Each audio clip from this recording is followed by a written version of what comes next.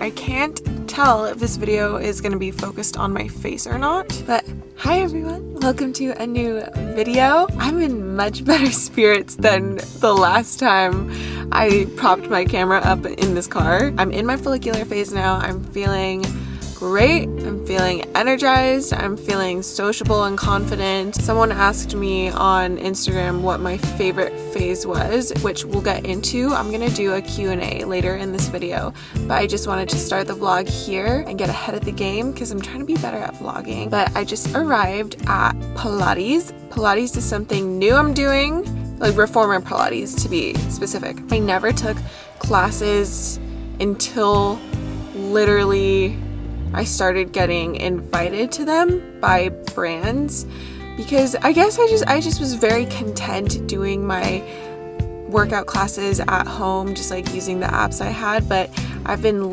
loving going to classes and I really truly have been missing out, and ClassPass has been the best. So I just got to my Pilates class. If I can sneak in a video of the studio, I'm gonna take it because it's so freaking beautiful, but I'm still kind of shy filming out and about.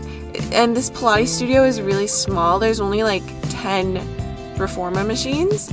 So I feel a little shy still. But if I can take a quick little video of how pretty the studio is, I will show you because it's gorge and it's a gorge day. So yeah, it is 10:56. My class is at 11, so I gotta get in there and I'll see you back.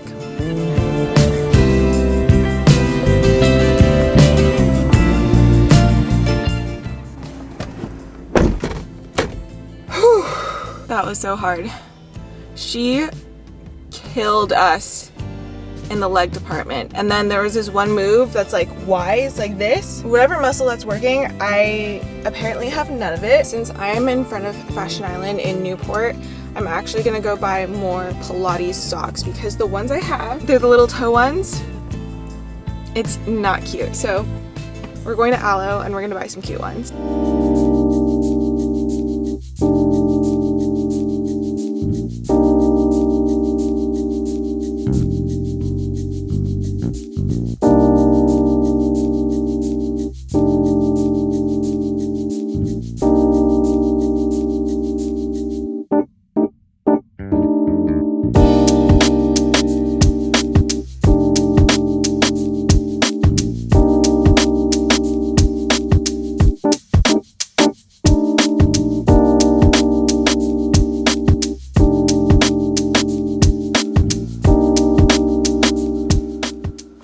I just made a smoothie, post-workout smoothie.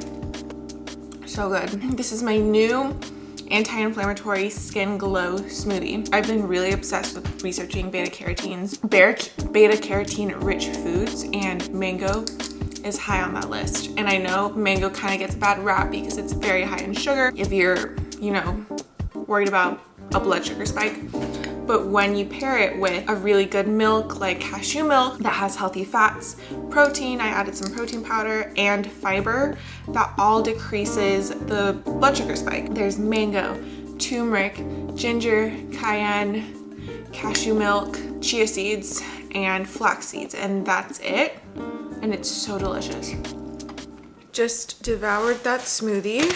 I also picked up from Sprouts just now some of these Collie Puffs. Packaging again got me, and I was like, these look so cute. Figured, you know what? This sounds good. Baked, not fried. This is what they look like.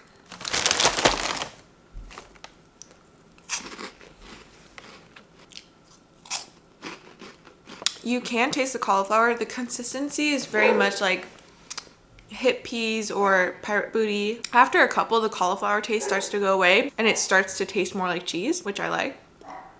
But they're good. They're hitting the savory spot right now. I figured I'd also do my little mini aloe haul as well. I got a couple things. I got this matte spray.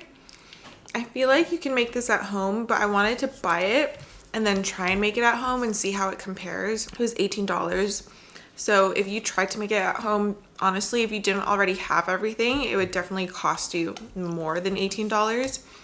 but I figured I'm gonna test this out and see if I can make anything that compares to it. I got the Pilates sock. These are called bar socks, but I'm pretty sure you can use them for Pilates. They have like the grippy back here, and this was $24.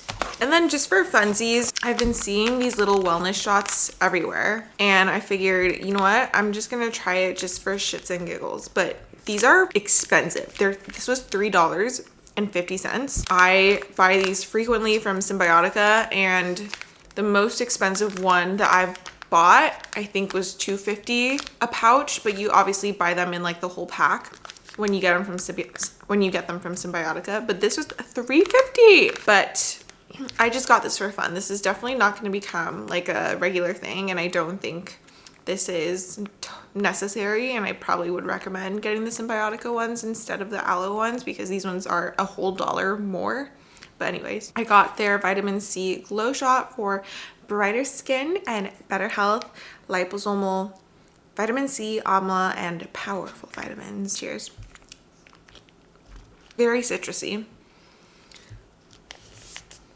I think what I'm gonna do now is go get my nails done because look at this. Horrible. Horrible. But I just have not been able to get myself to the freaking nail salon because my week was thrown off because I started my period last week. So everything was like, it was hard to get things going. It is what it is.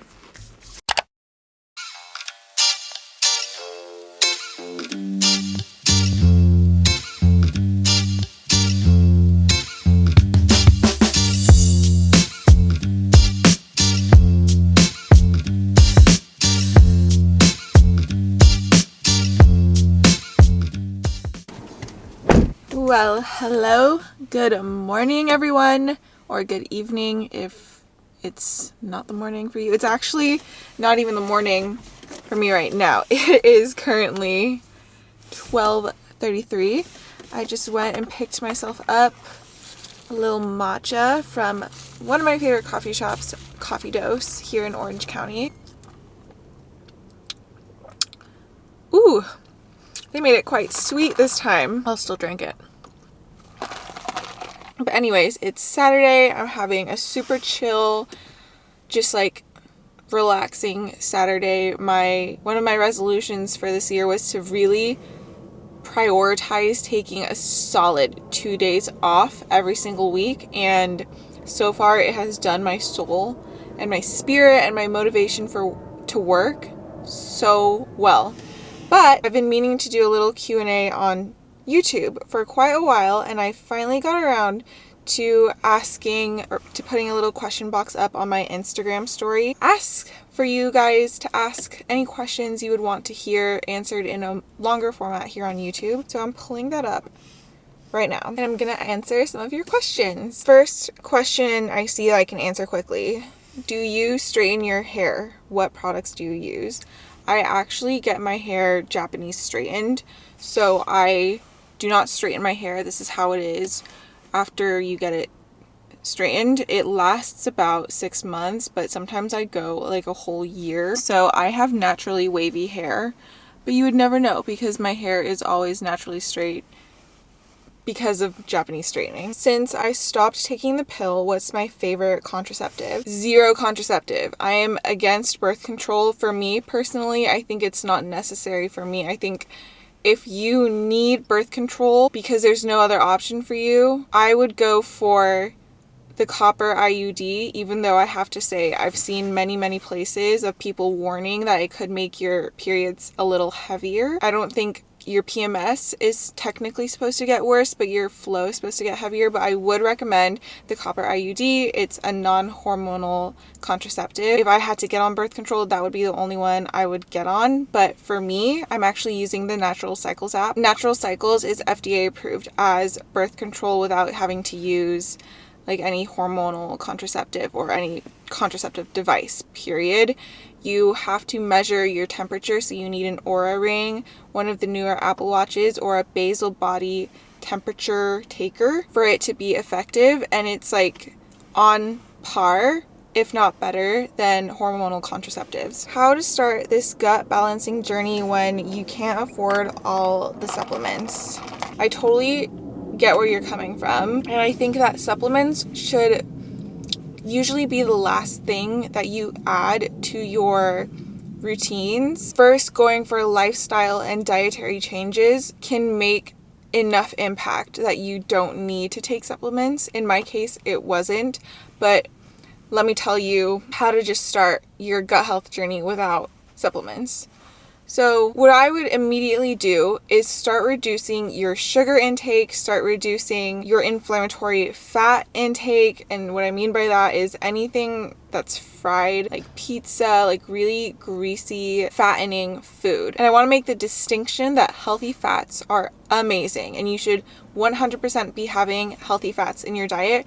But I'm talking about gross, like drenched in canola oil kind of fats. I would also remove alcohol from your diet as much as possible, and I would also try and start reducing your intake of refined flours. Some people's guts are really unaffected by refined flours. Test it out. Give yourself a week without refined flours to see how your body feels. If I were starting my gut health journey over again, I would start removing foods that can potentially trigger you. Like if you immediately get bloated after eating even something healthy like broccoli, remove broccoli from your diet. Give it at least 2 weeks. Doesn't have to be forever, but start testing out removing foods from your diet that you're suspecting could be leading to bloating. To summarize, reduce sugar, alcohol, inflammatory fats, refined flours, then start testing out removing things like dairy, gluten completely, cruciferous vegetables, beans. People with IBS sometimes can't eat beans. So start removing these things and testing it all out. So every time you sit down to eat a meal, be in the moment, get off your phone, stop watching TV, and pay attention to how your body is feeling. And this will start to give you the biggest clues as to how you need to adjust your diet. And then the second big thing is stress. I know so many doctors will tell you, you're just stressed, reduce your stress. And they're not 100% wrong. Stress is a massive, massive, massive impactor on your health. And if you're stressing out about work, about your diet, about whatever constantly, your gut will be affected. So what I do to combat stress is I made a list of things that give me energy and things that take away my energy. I just did this in my journal, make like a little T chart, energy givers, energy takers. Energy givers are the things that make you feel excited, make you feel happy, make you feel joy.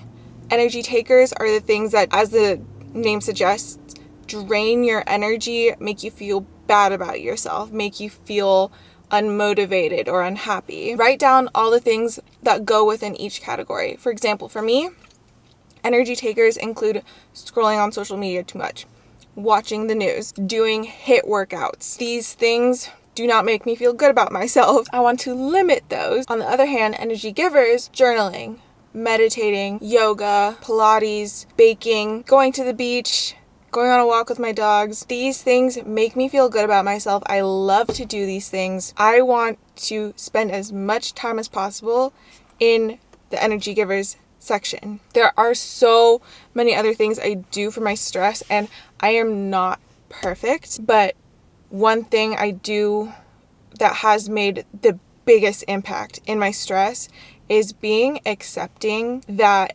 life isn't always going to be joyful and happy, and really accepting the times when life is challenging. And I use the word challenging instead of hard because life should never be hard. Life should be challenging. And when we accept that we're going through a challenging time, it helps us be able to get back to being joyful and stressing out less. Oh my gosh, there's so much I could talk about this. So I don't know if I'm gonna need a whole nother video just to talk about managing stress. But let's move on to another question. So how did you feel and what differences did you notice once you started to heal your gut? I developed a really embarrassing need to burp all the time. I didn't know, no idea where it came from, but all of a sudden it was like I could not stop burping every 15 minutes, and it was gross. And it was like unstoppable. It would persist all day long. That was one of my major signs that my gut health was really in shambles. besides the constant bloating and really painful, distended bloating. When I started to realize my gut was healing was when I started to burp less, which you may not have this, but it is hard to notice once your gut starts to heal. But pay attention to how many meals you can go a day without feeling like that really distended bloating, because that's what I felt. I realized like I would eat breakfast and my stomach wouldn't feel like up to here. I would eat lunch and my stomach was still like flat. It wasn't like, I mean, obviously it was like, it had fullness from eating food, but it wasn't distended, bloated, painful. Just start paying attention to how your stomach looks after each meal, because I know a lot of us struggle with bloating who have gut health issues. And then pay attention to how you're feeling after each meal. Do you feel like full, but not to the point where you need to like lie down, or uncomfortably full, given that you ate, you didn't overeat? Things like burping, are you starting to burp less? For me, started to burp way less. And then my acne started to clear up. My energy started to come back. Like I started having way more energy in the morning. If it started feeling like I woke up with a full tank of gas, whereas previously I would wake up feeling like I should have woken up with a full tank of gas, but it was still on empty. Those were some major signs for me that my gut was starting to heal. I love this question. How do you stay consistent to caring for yourself? It is hard. It is not easy to stay consistent caring for yourself. And this is something that I have worked really hard on. It is a resolution for me as well. I feel like I just mentioned like one of my resolutions for this year is to take a full 2 days off. Staying consistent in caring for yourself is, first of all, making the time. I hate when people tell me you need to make the time. Unfortunately, I hate to report they're right. You need to manage your schedule around your self-care, because if you don't do that, then you're not going to get around to your self-care. And something I'm personally struggling with is my self-care at night. I want to have a longer wind down routine instead of just like dinner, TV, bed. I really want to start taking more time to reading a little more at night and getting to enjoy my diffuser at night with some essential oils, that type of thing, but I'm not making the time for it. I'm eating dinner and then I'm sitting on my couch scrolling for an hour, and then after that it's like 9:30 and now I need to be asleep by 10, so there's no time for me to do my self-care. So we need to be super disciplined in saying, okay, I'm going to eat dinner at 6 p.m.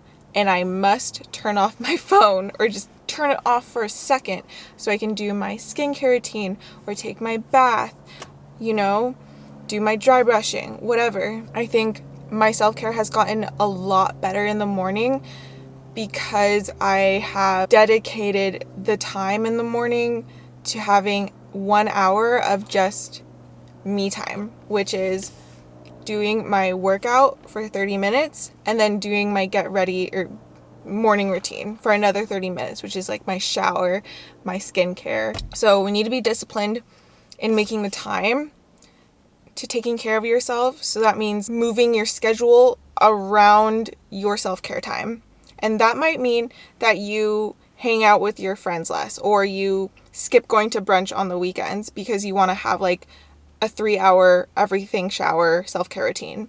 You need to decide if that's what you truly want and if that's what's going to make you feel the best. And then the second thing that I think is really important is having a self-care routine that you love. There are so many videos, so much information out there on what to add to your self-care routine, what you should be doing for your skincare, for your body care, whatever. I think it's important to experiment and try different things out. I love to experiment. I'm always trying different things out.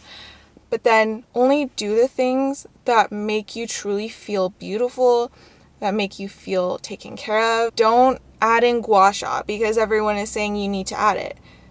Only add it if it's truly something you love doing. I think there's so much amazing information out there. Sometimes we feel like we need to do it all because the information is just out there. but you really need to learn what do you like, what works for you, because everyone's gonna have something new to add. But when it comes down to it, it's about you. What do you like? What feels good for you? And if you don't know what you like yet, you need to experiment more. And eventually you'll find what you like, and then you can start prioritizing doing your self-care routine around your schedule. Are there any brands you suggest for essential oils? I am obsessed with the brand Canopy. I get their humidifier, and I have their humidifier, and I get this subscription from them because you need to change the filter of your humidifier every 6 weeks, and it comes with new essential oils. I love their essential oils. They're so good. They have so many different ones. My favorite one is this spa water one they have, but I love their essential oils. I get essential oils from Amazon all the time. I always look for organic though. My camera overheated, so I had to roll down the windows and put like a shade up on my dash. But I was trying to say that I love Canopy essential oils, and I love getting essential oils from Amazon. Make sure it's organic and 100% natural, like 100% that essential oil. Next question. How do I know what phase I'm in my cycle? How do I know what phase I'm in my, okay, so how do I know what phase in my cycle I'm at? If you've never tracked your cycle before, it's easiest to start tracking it as soon as you have your period again. The first day of your period is day 1 of your cycle. Then from the time you start bleeding till you end bleeding, that's your menstrual phase. After that, it's about 7 days to 10 days of your follicular phase, then your ovulatory phase, luteal phase, and then once you start bleeding, that's day 1 again. There's an average amount of days per phase. What you can do to start tracking it is after you have your menstrual and you stop bleeding, you'll know for a fact that that's your follicular phase that you're in. If you don't feel like tracking your temperature, just go 7 days on your follicular phase, switch to your ovulatory for about 3 to 5 days. After those amount of days, you can switch to your luteal until you bleed, and then you start over again. The average cycle length is about 28 days. And if you really want to get super accurate with what phase you're in, track your temperature every single day.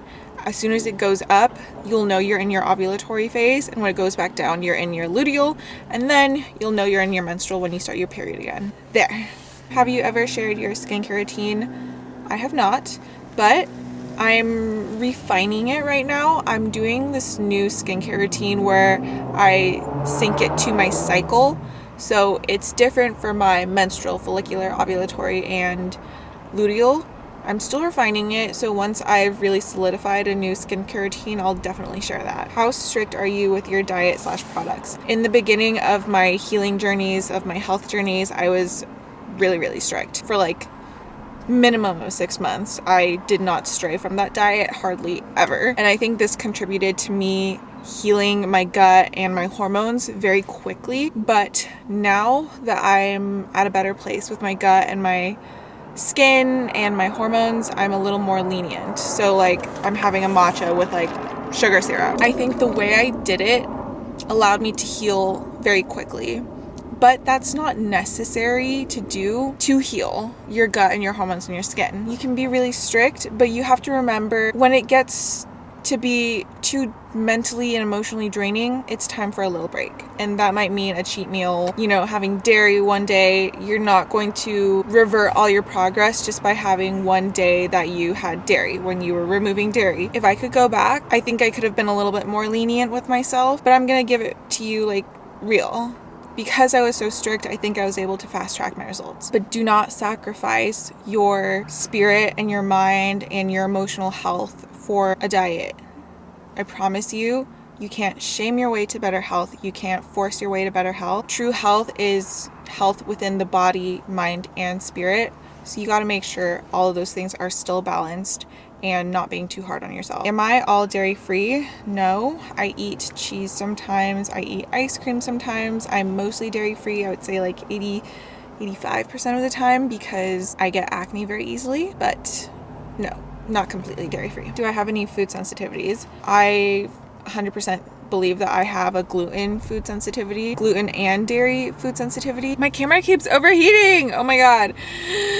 Okay, I'm only going to answer a couple more questions because I'm getting over this camera overheating all the time. I forget where I left off. But I removed gluten and dairy. I believe I was sensitive to that while I was healing my gut and hormones.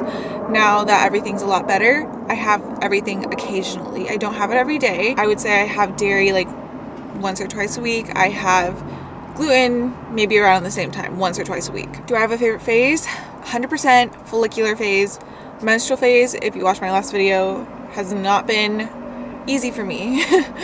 But once the follicular phase hits, I'm like immediately hit with a burst of energy and just feeling so powerful. So yeah, I love that phase. Supplement recommendations. Okay, that's all the questions said. So I'm not really sure what to say here. Okay, I can tell you what supplements I take on a daily basis. Fish oil, magnesium, probiotic. Those 3 I take every single day without fail. Other supplements come and go, but those 3 I have every single day. I'm by an airport, so if you keep hearing planes in the background, that's why. I think that's gonna be it for the questions this time. I hope that was helpful. I had fun doing this. I could talk for so long. So yeah, I'm definitely gonna do another one of these. If this was helpful, please let me know. If I could clarify more on some of these topics, please let me know as well, because I know some of the topics they're hard to condense into just a couple minute answers. Slowly, we'll start to really get into the nitty-gritty of everything. So keep an eye out on my Instagram to see if I ever post another question box for YouTube, and you know, the most popular questions I'll answer in a lot more detail. Time to finish my matcha and enjoy the rest of my Saturday.